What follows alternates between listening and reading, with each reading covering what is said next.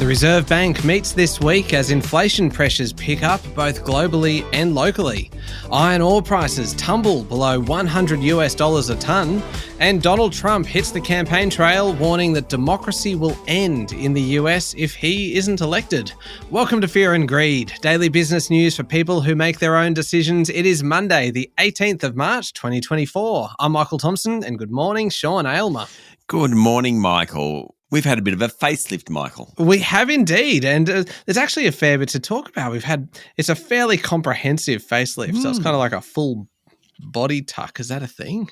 I don't know. I don't know. It is for Fear and Greed. Yeah, we'll talk about it a bit later on, Sean. We've got a bit to get through first. First, I need to actually mention your interview today. It is a cracker of a chat. You're speaking with Jeff Wilson from Wilson Asset Management. Jeff is always entertaining, extremely knowledgeable, certainly one of the doyens of the funds management industry in Australia. Anyway, he's spending some time in New York, getting his head around how Wilson Asset Management's going over there, what to invest in. And I mean, Jeff, as he explains, he talks to a lot of large investors while he's over there. So as opposed to deciding whether to invest in NVIDIA or not, that's kind of not his bailiwick. He goes and speaks to people and hears what they think. And that helps him, of course, with his investment philosophy. Great chat, always is with Jeff, because he's also very entertaining.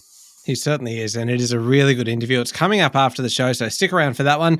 The main story, though, this morning, Sean, the Reserve Bank Board meets this week, today and tomorrow, and while it isn't expected to change interest rate settings, there's new inflationary pressures locally and overseas. Sure are, and that's a concern for the central bank as it tries to get inflation back within the 2 to 3% range. In the United States, the world's leading economy, headline and underlying inflation picked up last month. Core goods prices rose for the first time in many months.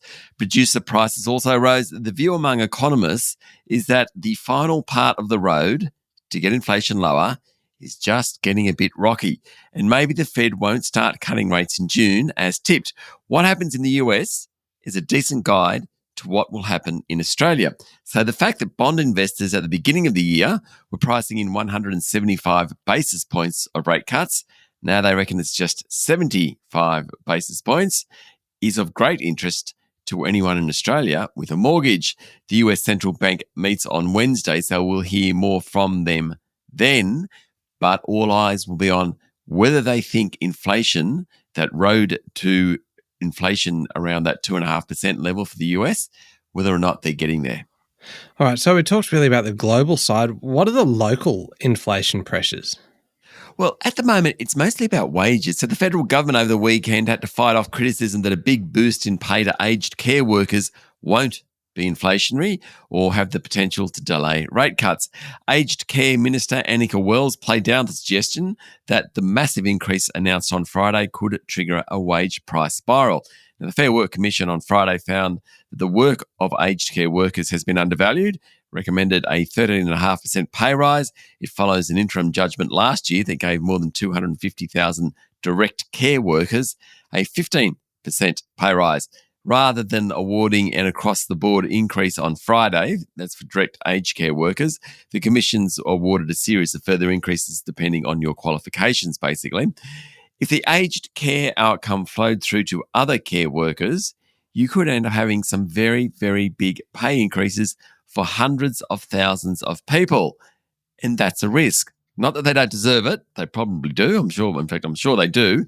But it's an economic risk, because it will fuel inflation. That's what the Reserve Bank is going to be talking about, or one of the many things it's going to be talking about when it meets today. Isn't it fascinating having a 2-day meeting? It just really builds anticipation ahead of tomorrow afternoon's announcement. Yeah, it sure does. And this is the second time that the Reserve Bank's had this new format. And I'm sure there'll be all sorts of teething problems and things like that. But we get to hear from Michelle Bullock afterwards. And later in the week, they release some new economic forecasts. So very, very big week for the central bank. And it feels weird talking about a Reserve Bank board meeting in the middle of the month, isn't it? Like, it's just, that's true. The fact that it's no longer tied to the first Tuesday of every month. I need to readjust my whole life outlook. Might be a little overdramatic. Yeah, a little bit. Anyway, how did local markets finish up on Friday? The S&P ASX 200 closed down a little over 0.5% to 7,670 points, taking the loss for the week to about 2.2%. Mind you, a week ago, the bourse was sitting at a record high, so the pullback isn't unexpected. Most of the top 10 stocks fell. Commonwealth Bank and Westpac were both off more than 1%. National Australia Bank actually closed a touch higher. Fortescue Metals, Rio Tinto were off more than 2%. BHP ended 1.6% lower. Bunch of them fell though. CSL, Transurban, James Hardie Industries, Aristocrat Leisure, WiseTech Global, and gold leader Northern Star Resources. Some of the worst performers were the battery metals groups. Liontown Resources, for example, Arcadium Lithium, and Pilbara Minerals. The flip side, energy giants Woodside and Santos, they did pretty well on the back of higher oil prices. The best performer on the ASX 200, though, was Strike Energy. That's another one of those oil and gas companies. It finished up more than 6%. Telstra also bucked the trend on Friday, finishing more than 1% higher. All right, checking international markets now thanks to Blue Chip Communication, the experts helping financial services companies market, communicate and grow. Visit bluechipcommunication.com.au, and Sean, the big story is iron ore right now. Sure is. Iron ore prices fell below $100 a tonne for the first time in 9 months, taking the fall in 2024 to about 26%. It's all happening without tangible evidence of a slowdown in trade or steel output. And analysts say the falling price is because of fears that Chinese steel mills, who are the world's biggest users of iron ore, are heading into their seasonal restocking period, and demand won't be there like previous years. The lower price of iron ore hurts profits of companies like BHP, Fortescue Metals and Rio, which means the corporate tax that the government receives is lower. Hence, we end up, or less likely to end up, with a budget surplus. That means that eventually the government has to pay that money back, and it's going to ask us for that money. So, long way of saying what's happening in the Chinese steel mills actually has a direct effect on the Australian budget and on us.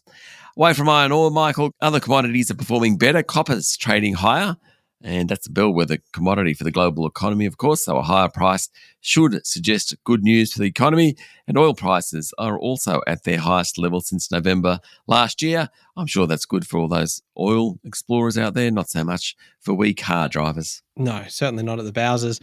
Now, Sean, just quickly before we go to the break, anyone who noticed anything a little bit different at the start of the show today, or who noticed things looking a little bit different on their podcast app, wherever you might be listening to the episode, we have had a little bit of a facelift, or just a bit of a refresh, isn't it? We've got some new music, which we've got to say, it's actually been performed by our Fear and Greed colleague, Luke Smith, who is a very, very talented musician. And this is music really just for Fear and Greed. Yeah, Luke plays around the place, and he's gone off and he's created an album, but then he went and wrote this for us. And it's fantastic. What I loved about it, Michael, Luke's a very modest fella. He wouldn't say too much about himself at all. And we asked whether we could get some help with music. I think there was like 6 or 7 different pieces he sent us. He said, oh, look, any of these, you guys like any of these? And you and I and Adam had to go through them and choose them, and they were fantastic, really were. It's pretty exciting. So anyway, now you'll hear kind of new music across the whole kind of Fear and Greed suite of podcasts, and then the new artwork that you'll see on the podcast app. We have a new website. We're still at fearandgreed.com.au, but we've got the new kind of black and white, very striking kind of artwork, and that's reflected then across our social media. So follow us on Instagram and TikTok and Facebook and LinkedIn and X as well. It's pretty much everywhere. So it's still the same show underneath. We've just kind of wrapped it in some new packaging. We look better. That's what it is. Look better. Which is really saying something, isn't it? Aging Sean? well. Yeah, we are. Anyway, look, that's the story behind all of the new music and the new artwork, all of the changes. But at its heart, Fear and Greed is still Fear and Greed, and that part hasn't changed. We're just dressed a little better. There's plenty to get through. We better take a quick break. We'll be back in a moment with the rest of the day's business news.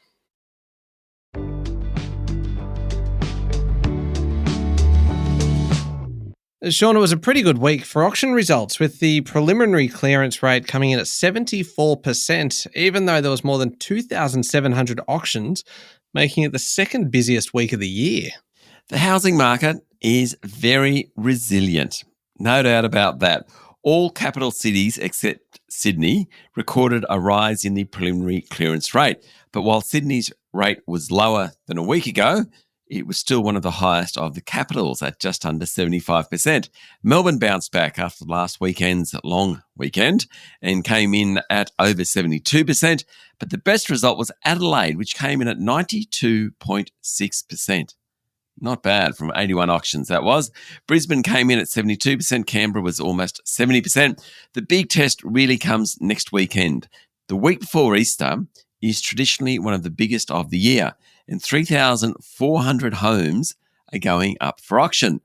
It's unusual to have more than 3,000 at any time, so a 3,000 weekend is considered huge, according to CoreLogic. Next weekend, or next week really, 3,400. Oh, a bumper week. Now, Sean, the boss of Tabcorp has quit after the board launched an investigation into whether he used inappropriate and offensive language. Adam Wrightenskilled resigned after the board became aware of the allegations. Mr. Wrightenskilled allegedly suggested he could provide sexual favours to a female Victorian regulator last year if she gave the group a lucrative licence, according to the Financial Review. No one was commenting on the allegations, though the Victorian Gambling and Casino Control Commission chair, a woman called Fran Thorne, stated that the commission acknowledges the resignation of Tabcorp's CEO following allegations of inappropriate comments made about a female regulatory official. Tabcorp chair Bruce Akehurst will become executive chairman until a replacement is found. Mr. Wrightenskilled will forfeit all incentive payments, which could be worth up to $10 million. The news sent Tabcorp's share price down 6% on Friday. Sean, ARN Media, the owner of Pure Gold Network and the Kyle and Jackie O shows Kiss FM, has upped its offer to take over Southern Cross Oz Stereo. There's also a move afoot to dump Southern Cross chair Rob Murray. Now, the initial bid from ARN was rejected last week by Southern Cross. Now, ARN has made a slightly higher offer, about 10 cents per share more. ARN has made it clear that it's been frustrated with the way the offer has been handled. If the deal eventually occurs, it would mean ARN takes KISS, Triple M and 88 regional radio stations. Its partner in the bid, Anchorage Capital, would end up with Pure Gold and Hit Brands, as well as 35 regional stations and a regional TV station. The offer comes after one of SCA's biggest shareholders, Spheria Asset Management, wrote to the company asking for the chair to step down. That happened last week. He hasn't done that, but obviously lots of turmoil going in that company. A British judge has ruled that Brisbane-born computer scientist Craig Wright did not invent Bitcoin, ending speculation, at least legally, that's been going on for 10 years. This is a remarkable story, this one. It sure is. The announcement came late last week. Mr. Wright claimed to be Bitcoin inventor Satoshi Nakamoto, and after a 6-week case in London High Court, Judge James Miller said that the evidence is overwhelming that Dr. Wright's claims are false, and he is not the author of the Bitcoin white paper that kicked things off back in 2008. Justice Miller said his written judgment would come in due course, but he was very keen to actually give his verbal judgment as soon as possible. The white paper that was written back in 2008 explained how Bitcoin would work and triggered the cryptocurrency's creation. Satoshi disappeared in about 2011, seemingly with a cache of Bitcoin that at today's value would be worth about $110 billion US. Dr. Wright wanted to establish that he is Satoshi and claim ownership of the intellectual property of Bitcoin. Well, that's not going to happen. I bet, Sean, there'll be plenty of people quite anxiously waiting for the judge to release his written judgment, because that is going to be fascinating reading. Yeah, totally. And Dr. Wright has been pushing this line himself. He's been the main proponent of it, but it's just fascinating that the judge in the UK just came out and just said, no way. All right, turning to international news, never scared of a bit of hyperbole, Donald Trump warned over the weekend that if he doesn't win the presidential election later this year, democracy in the United States will end. Well, what he said, I will quote him, "If we don't win this election, I don't think you're going to have another election in this country."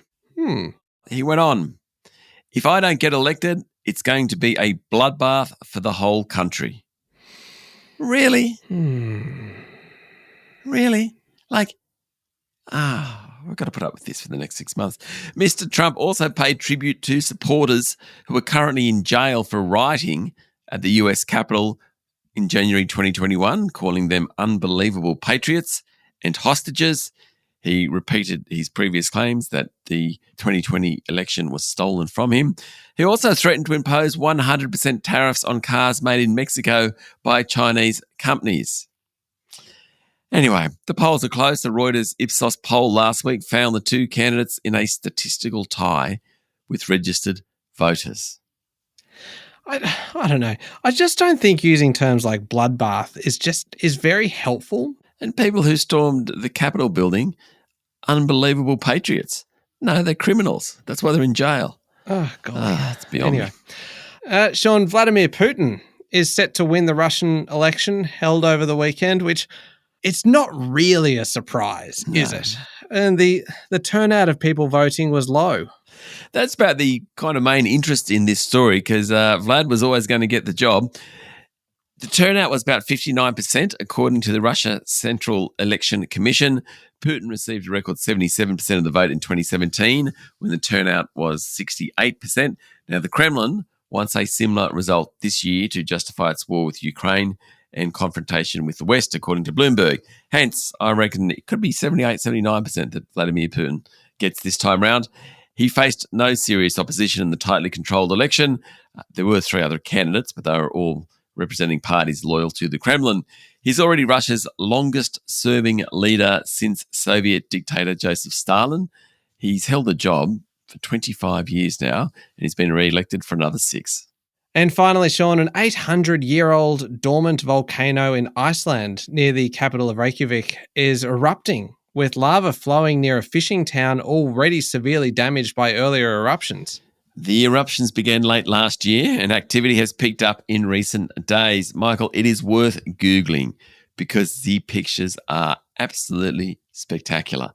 Scientists are warning of regular eruptions from the volcano, which is 40 kilometres from Reykjavik. Flights in and out of the country are operating as normal so far. Now, Iceland is one of the most geologically active places on Earth due to its position between the North American and Eurasian tectonic plates on the mid-Atlantic ridge. It has about 30 volcanic systems and about 600 hot springs.